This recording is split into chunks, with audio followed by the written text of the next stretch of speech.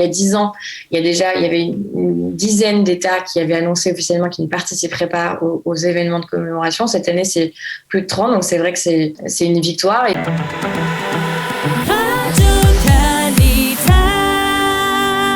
32 pays ont boycotté cette année la conférence de Durban contre le racisme, 20 ans après la conférence très controversée qui s'était déroulée dans cette ville d'Afrique du Sud. Nous allons faire le point et nous allons en parler ce matin avec Anne-Sophie Sevang qui est avec nous ce matin sur Studio Kalita. Bonjour Anne-Sophie. Bonjour. Merci d'être avec nous. Vous êtes la directrice de l'AJC, c'est-à-dire l'American Jewish Committee à Paris, et vous êtes docteur en géopolitique. Alors, on va parler de cette conférence qui a été boycottée cette année par 32 pays. Mais avant cela, je voudrais qu'on refasse un petit retour en arrière. On a parlé justement de cette année 2001 où a eu lieu cette conférence de Durban, avec une conférence qu'on a appelée une parodie, une parodie de... Complètement. On peut revenir effectivement sur ce qui s'est passé cette année-là, et c'est important pour comprendre aujourd'hui pourquoi des organisations comme la nôtre se mobilisent pour qu'aucun crédit ne soit donné à cette conférence et donc aux anniversaires qui l'entourent. Parce qu'effectivement, à l'époque, ce qui s'est passé, c'est que cette conférence devait être donc une grande conférence internationale à Durban qui réunissait toutes les ONG engagées dans la lutte contre le racisme. Donc, c'était un grand rassemblement contre toutes les formes de racisme et de discrimination dans le monde, et qui s'est transformé très, très vite en un pugilat collectif contre Israël, contre le sionisme et in fine contre les Juifs. Et ça a été vraiment un moment comme ça de cristallisation qui a mis en évidence la haine d'Israël et la porosité, j'allais dire, quasi systématique entre cette haine et la haine des Juifs. Et il faut rappeler très concrètement ce qui a eu cours lors de cette conférence et du forum. Il y avait un forum des ONG qui accompagnait les négociations et la déclaration finale qui a été adoptée à la fin par les États. Il y a des tracts en faveur d'Hitler qui ont été distribués, les protocoles des sages de Sion étaient vendus, donc Israël et sionisme, il y avait toutes sortes de slogans atroces, déshumanisants, diabolisant Israël et les Juifs. Et en fait, très très vite, les militants juifs qui étaient présents sur place ont été pris à partie, ont été menacés. Il y avait des organisations islamistes qui étaient présentes à Durban.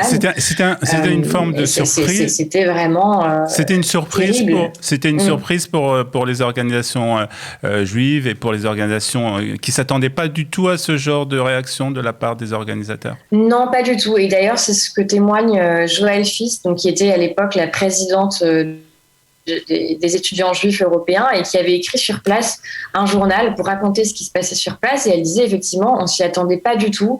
Alors certains nous disaient qu'il y aurait sûrement des choses sur Israël, etc., mais on s'y était pas du tout préparé. Sinon, elle nous dit, sinon on aurait préparé des réponses organisées, etc., etc. Mais ils se sont retrouvés vraiment cornerisés, mis à part de cette conférence, pris à partie, et à la fin menacés. Elle raconte dans ses diaries qu'ils avaient peur de laisser l'un ou l'autre de leurs camarades aller aux toilettes tout seuls.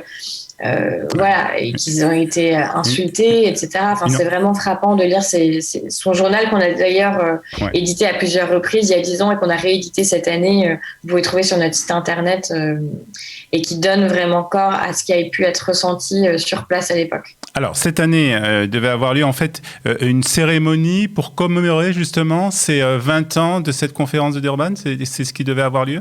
Exactement. Et alors, ça a eu lieu. Ça a heureusement pas fait beaucoup de bruit. Et l'idée, effectivement, à chaque fois aussi, c'est de réaffirmer la déclaration qui avait été adoptée à l'époque à l'issue de cette conférence.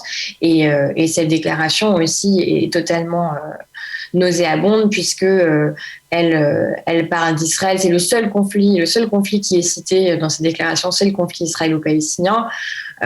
Et tous les éléments qu'on a pu entendre dans les années 70 à l'ONU, quand il y avait eu cette résolution qui qualifiait le sionisme de racisme, tous ces éléments, les militants de Durban ont essayé de les remettre à l'ordre du jour, d'insérer des éléments de langage très vifs et très accusateurs à l'égard d'Israël.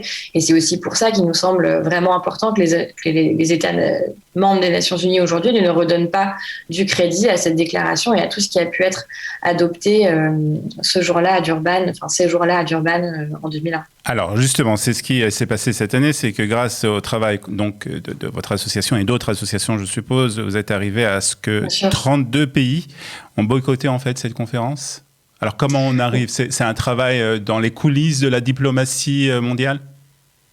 Oui, exactement. C'est vrai que ça fait depuis 2001 que AGC se mobilise pour que les États-nations reconnaissent ce qui s'est passé à Durban, discrédite ce qui s'y est passé, en fait, mettre cette conférence et ses conclusions de côté pour toutes les raisons qu'on a évoquées. Alors, il y a 10 ans, il y avait une dizaine d'États qui avaient annoncé officiellement qu'ils ne participeraient pas aux événements de commémoration. Cette année, c'est plus de 30, donc c'est vrai que c'est une victoire, et c'est aussi beaucoup d'États européens, et c'est important. Voilà, c'est des États importants, c'est l'Australie, les États-Unis, le Canada, bien sûr, la France, l'Autriche, l'Italie, l'Allemagne, la Serbie, la Pologne, la Roumanie, enfin je ne vais pas tous les citer, mais c'est très important. Et effectivement, bien sûr, oui, c'est du travail. On n'est pas la seule organisation à avoir appelé de ses voeux la non-participation, mais c'est de la pédagogie beaucoup aussi pour expliquer, tout au long de l'année, en dehors de cette conférence de Durban, c'est d'expliquer l'antisémitisme, d'expliquer les liens entre la haine d'Israël et l'antisémitisme, quand cette haine d'Israël et cet antisionisme est un antisémitisme, et ça prend du temps, mais on voit bien qu'à l'échelle des gouvernements, il y a une prise de conscience qui se fait, et c'est salutaire. Alors on a aussi, pour créer une prise de conscience, on a publié cette année une brochure avec une série d'articles, donc avec ces journaux de Durban, de la présidente de l'EUJS de l'époque, avec un article de Marc Weizmann, de Pierre-André Taguieff, qui était un des premiers intellectuels à dénoncer ce qu'il avait appelé la nouvelle judéophobie, effectivement, cette alliance entre les militants antisionistes, pro-palestiniens d'extrême gauche, etc., et l'antisémitisme. Voilà, et tout ça, c'est un moment très fort de cristallisation de tout ça, où on se rend compte que depuis 2001, en fait, tout ce qu'on vit aujourd'hui, le dévoiement plus général, au-delà d'Israël, le dévoiement du combat antiraciste, le dévoiement de l'universalisme que nous, on défend, tout part de là, en fait. Mais bien sûr, des prémices avant, les sociologues l'expliquent mieux que nous, mais ce moment a été un moment de cristallisation, et c'est important que, sur le plan historique, on s'en rappelle et qu'on en tire des leçons pour aujourd'hui, tout simplement. Alors, tous ces textes, on va le signaler, sont disponibles sur le site de la JC, donc vous pouvez les lire gratuitement, c'est disponible. Bien sûr. Dernière question. jcfrance.com, dernière question, c'est cette conférence est sous les auspices des Nations Unies ? Oui, exactement. C'était une conférence sous l'auspice des Nations Unies. Alors là, effectivement, donc l'anniversaire, le 20e anniversaire était célébré, entre guillemets, autour d'une conférence qui a eu lieu en fait en marge de l'Assemblée générale des Nations Unies, qui s'est ouverte il y a quelques jours maintenant, donc qui a été un peu. Non, je vous pose cette question. Très peu de gens en ont parlé, mais effectivement, c'est sous les auspices des Nations Unies. Je vous pose cette question parce que à New York, ça a eu à New York. Est-ce que les efforts que vous avez faits, qui sont très louables, que les pays boycottent cette conférence, est-ce que ces mêmes efforts n'auront pas, si ils avaient été dirigés vers justement les Nations Unies, je ne sais pas de quelle manière c'est possible, pour annuler tout simplement cette conférence? Oui, alors c'est toujours toute la difficulté avec l'ONU, et c'est toujours la réponse que je fais, parce que c'est vrai qu'on se sent impuissant face à l'ONU, mais l'ONU, il faut bien comprendre que c'est avant tout une réunion de tous les États membres, et qu'aucune décision ne peut être prise sans qu'une majorité d'États membres ne soit d'accord pour prendre cette décision. Et à l'échelle de ce qui se passe à l'Assemblée générale des Nations Unies, qui réunit les 193 États membres, c'est pas le Conseil de sécurité où il n'y a que quelques-uns, eh bien, il y a quand même encore aujourd'hui une majorité d'États qui s'alignent sur des positions plus proches de certains États du monde arabe ou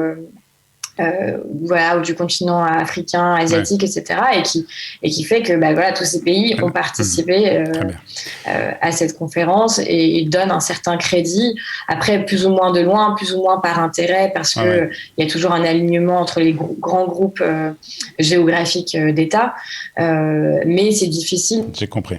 Beaucoup plus loin que de convaincre ces États amis, donc les Européens, les Américains, etc.